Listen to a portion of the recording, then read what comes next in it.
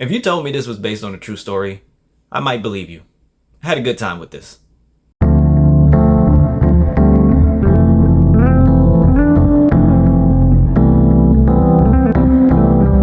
Hello, welcome to Just My Thoughts. I'm your host, Khaleel Ward. On this episode, I'll be talking about Mountainhead. It's a new movie on HBO starring Steve Carell, Corey Michael Smith, Rami Youssef, and Jason Schwartzman.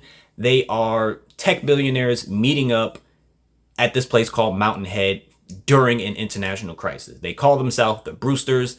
I wouldn't exactly call them friends. They are friendly because they're in the same circle.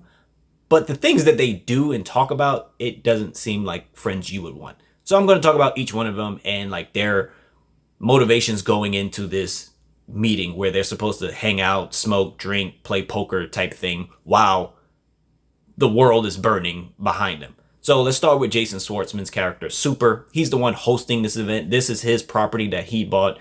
However, he is not a billionaire. He is worth $521 million. He wants to sell them on this meditation app that he keeps bringing it up. And they're like, it's a meditation app. He's like, no, it's like a lifestyle app. He's a coward. Their friend Venice is the richest amongst them. Super gives up his master bedroom to Venice just to kiss up to him. Super, the whole movie, when people are saying things, he's like, oh yeah, that's a good idea. Yeah, he's that guy. Oh yeah, you look great. Oh my God, wow. He's over complimenting people because he wants them to invest in his company so he can get to that billionaire level. So he's the whole movie. You don't like him. He's just a kiss up, basically. Now we have Venice, played by Corey Michael Smith. He's the richest amongst them, $220 billion. He created this app, Tram. It's like a social media app, deals with AI, and he releases an update and it allows deepfakes to be created. Really good deepfakes. People can't tell if they're real or not. And it's leading to conflict and war around the world. And he doesn't care. Like his group is like, hey, you should do this. He's like, nah, I'm a say it like this. This sounds cool. And they are yes men behind him. So they're like, yeah, that'll work. And he just cares about moving forward with the app. Oh, we'll release another update. They won't mind. And people are dying. He doesn't care. He's number one douchebag for sure. You have Randall, played by Steve Carell. He's the oldest of the group. He was the first one to invest in Venice in his company. They call him Papa Bear because he's old. He's also sick. He has cancer, but he's the type of billionaire where he doesn't want to listen to the doctors. So when we meet him, he's talking to a new doctor, but he's bad-mouthing all the other doctors. Like, yeah, they were stupid. They're dumb. They don't know what they're talking about.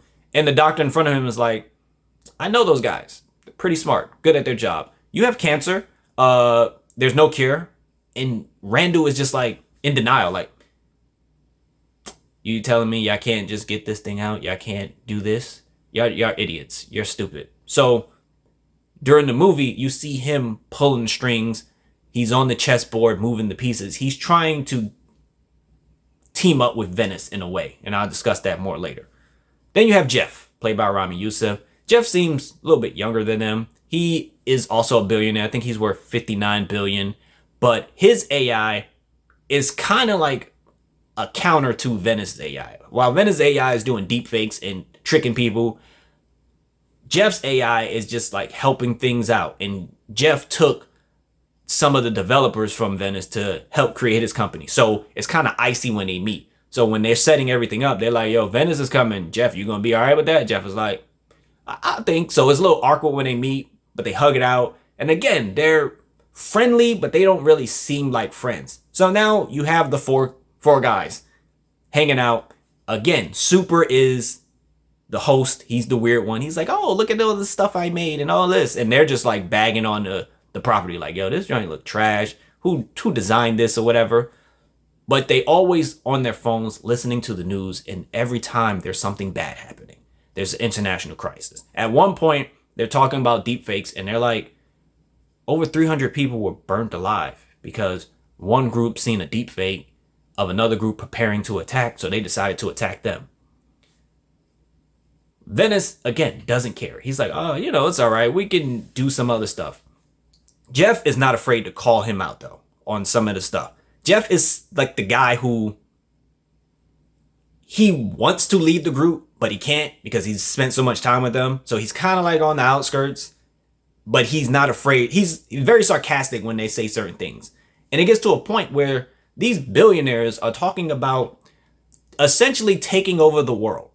Like Venice is like, yeah, we could do this, and we can do that. And then Randall's like, yeah, and then, if Jeff sells to you his AI and you combine the two AIs, we could take over the United States. And then Super, of course, he's like, yeah, that's a great idea. We could take over the United States. And then they start talking about taking over different countries and appointing each one of them president of a country and things like that. And I don't know, I'm guessing this is what billionaires talk about, where everything they're saying is ridiculous, but there's nobody there to be like, that's not a good idea. They just keep one-upping each other, like, yeah, we could do that. Yeah, we could do that. Oh, let's set up this. Let's call. And they like friendly with the president, and the president is scared. Like, yo, all this AI stuff is crazy. And I guess that's what like changes Venice. Like he talks to the president and he doesn't like what's said. And now he's like, yeah, let's take over the United States. We can do it.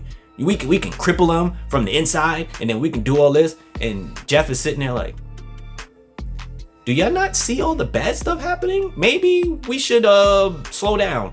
And Jeff is again on the outskirts. He's like, maybe we should talk to the board and get Venice removed from his position for, a little bit of time, as we fix things. And Randall doesn't like that, because Randall, since he's sick and he doesn't want to admit it, he thinks if Venice gets Jeff AI, that it can lead to him getting his consciousness uploaded on the internet.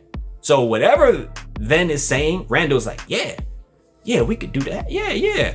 And all he cares about is living and trying to upload his consciousness. Jeff is on the outskirts, and that kind of leads to conflict in this movie. And you watch them having these ridiculous conversations, but it's funny. Especially Jeff. The sarcasm really works. The performances are really well done. Steve Carell has moments where he just starts yelling, and you're just like, oh, yeah, he's good at this. It's a cool movie. It's not over the top.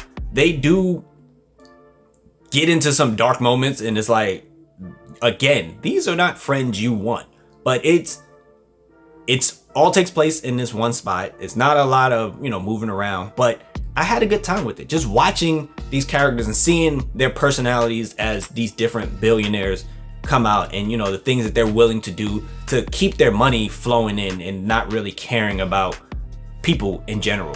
But it was a cool watch. If you have HBO, I recommend it. Check it out. Just sit back. You don't have to be hyper focused. Like, you can check your phone every once in a while, because it's a lot of conversation and dialogue that they're having. But you don't need to like be dialed in 100% to enjoy this movie. But those are just my thoughts on Mountainhead. If you've seen it, let me know what you thought about it. Thank you for watching. Thank you for listening. Deuces.